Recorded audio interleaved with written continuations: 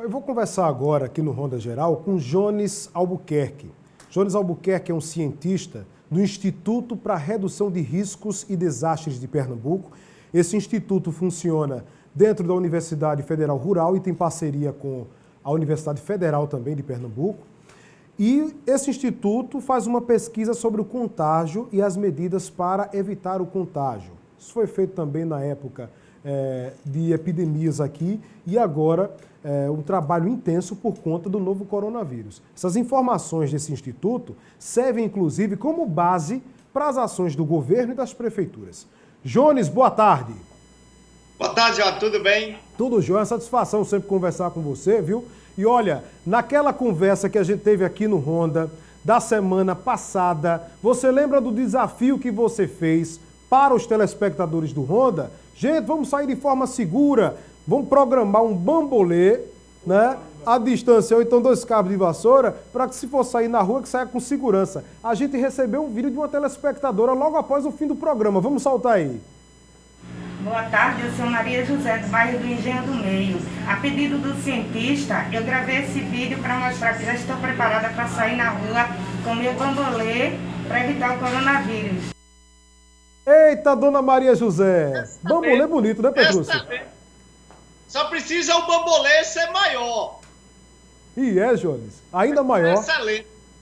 Tem que estar 2 metros.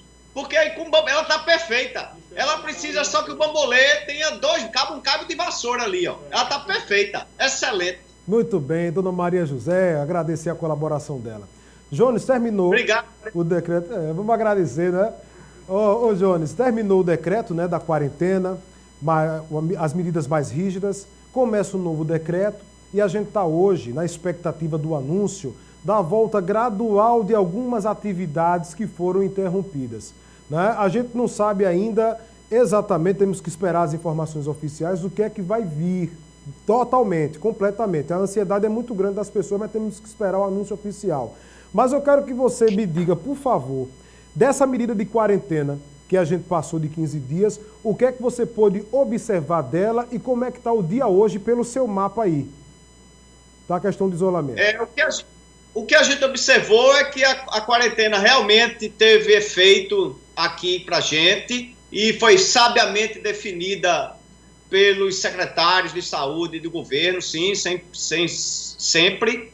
E o que a gente observa é o seguinte, aí chegou num ponto da curva, aqui é o mapa de Pernambuco, ó, e eu fiz um comparativo entre 1º de abril e 29 de maio. Olha 1º de abril como o gráfico era branquinho.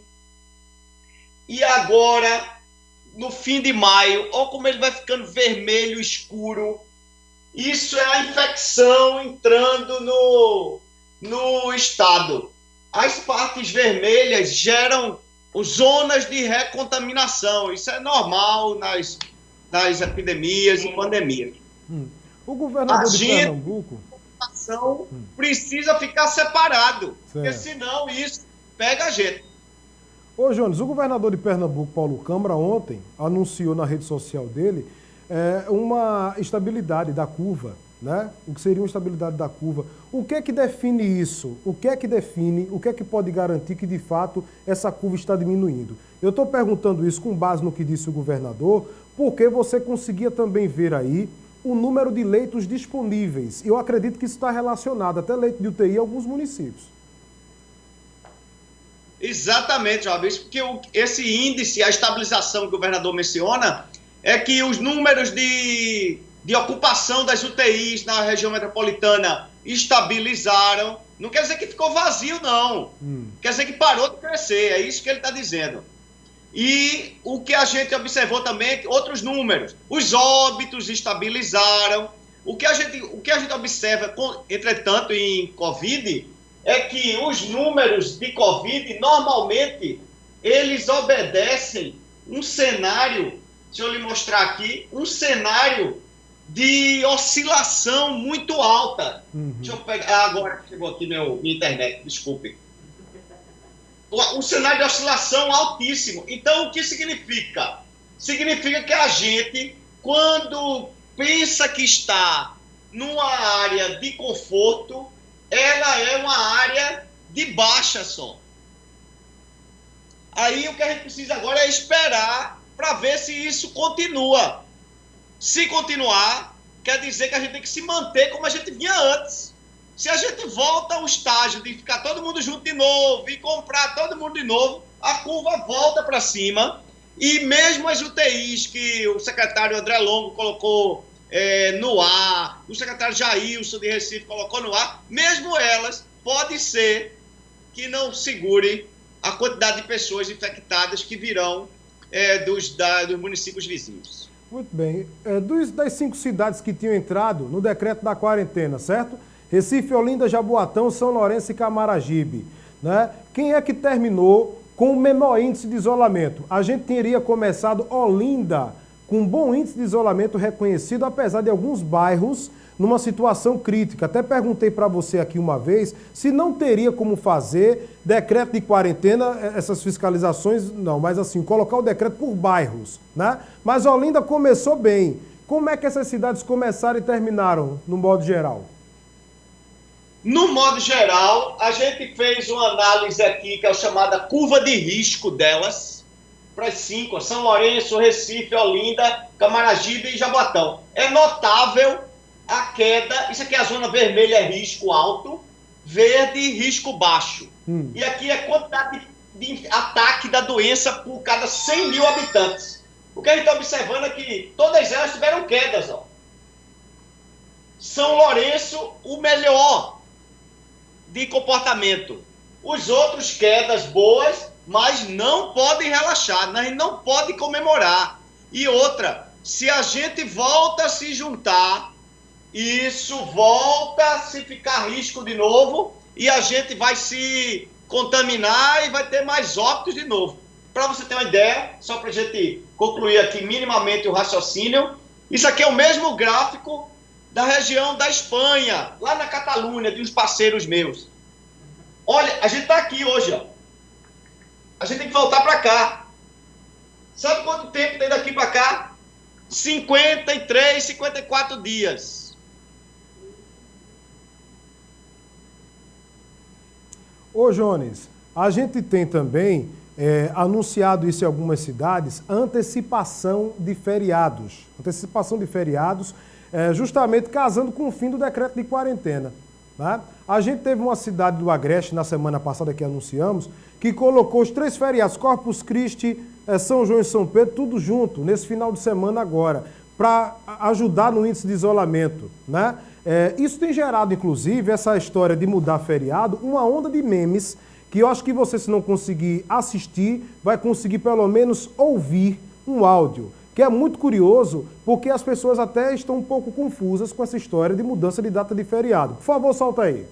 Sacanagem não, que ano que vem, se ela ainda não foi informada, já foi transferido para a semana que vem. O ano que vem vai começar na próxima semana, logo que passar o São João e o Natal. Aí vem ano que vem, que vai ser antes do Ano Novo e da festa da Semana Santa. Não faça confusão não, que a gente está tentando explicar e você vem atrapalhar. Ela tem que entender que ano que vem já foi antecipado, então não vai ter ano que vem. Que ano que vem vai ser esse ano. Provavelmente ano que vem vai ser o ano que passou. A gente vai voltar para 2019. Ô, minha gente, me explica aí. Quer dizer que segunda-feira é São João, é? Segunda-feira é São João, aí bota as banderolas, e aí terça tira as banderolas, porque quarta vai ser São Pedro, né? E aí quinta bota a árvore de Natal já, os pisca-pisca, como é que é? Porque já é Natal. Ô, Jones, isso tem que ser muito bem explicado, claro, pelas prefeituras, tem que ser explicado como é que é a questão desses acessos, até com câmaras municipais, mas, de fato, essa antecipação de feriados, ela pode ajudar, porque a gente vê em alguns locais muita aglomeração ainda, o povo indo para a rua sem acreditar muito na questão do isolamento, gente ainda enfrentando fila em caixa, não em caixa econômica, mas em lotérica, para poder sacar benefício social. Isso não tem ajudado a resolver muito, não. Há exemplo também da lotação nos ônibus, né? Mas na questão do feriado, você acha que ajuda ele bem programado? Poderia, se a gente tivesse disciplina para isso. O grande problema é a gente e a nossa disciplina. A gente não é muito disciplinado. Porque, veja, no feriado, o que é que normalmente as pessoas fazem? Aproveitam para visitar os amigos, os colegas. Aí isso é pior ainda. Se a gente usar o feriado como mecanismo de contenção econômica, sim, é válido. Mas como mecanismo de evitar que as pessoas se movam e vão encontrar outras pessoas, isso às vezes não funciona. Porque precisa da disciplina dos indivíduos. Muita gente pega um feriado e vai viajar. E não pode, vai visitar uma tia. Piorou. É melhor não ser feriado e ficar em casa. Muito bem. Você estava falando da contenção econômica, porque em muitos feriados muitas pessoas não trabalham. Alguns setores param, né? Mas os serviços mesmo que são essenciais, geralmente só param uma vez ou duas por ano. Exemplo de supermercado, né? Então, de fato, o que a gente tem que ter é consciência do respeito ao isolamento social, não é verdade? Exatamente, ó. E outra é que é o seguinte, o problema que a gente tem que entender é que a gente não está proibindo as pessoas de venderem suas mercadorias. E a gente nem está proibindo as pessoas de comprarem. O que a gente não quer é que esses dois se encontrem. Isso tem que acontecer sem o encontro. A gente tem que continuar comendo as comidas da feira, tem que continuar comprando na barraca de tapioca. Tem. O que a gente não pode é se encontrar para fazer isso. Muito bem. Jones, muito obrigado, viu, mais uma vez pela participação aqui no Ronda Geral. Boa tarde, saúde. Contem sempre comigo e muito obrigado. Valeu. Pessoal, fiquem distantes. É isso aí, Jones. Conversamos com Jones Albuquerque, cientista e pesquisador da Universidade Federal Rural de Pernambuco e também parceira da Universidade Federal de Pernambuco.